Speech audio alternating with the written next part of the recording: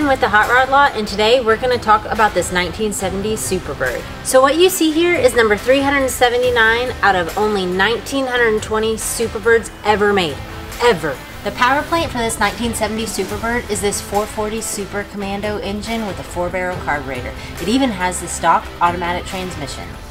With this manufacturer tag found here, we can find everything that this car should have had whenever it rolled onto the dealer's lot, which it still has, with the exception of the paint color. Here you have the VIN plate of this super rare 1970 Superbird, which can also be found in this NASCAR race program. If you flip to the page, you'll see the VIN number for number 379, created in November of 1969 to be sold in 1970. So the history of this 1970 Superbird model car is pretty awesome, and it has a lot to do with Richard Petty. So he was driving for Plymouth and was doing awesome, winning races and championships, and he kept begging them for a winged race car, and they wouldn't do it. So he threatened to go to Ford, and they laughed at him, but he actually did.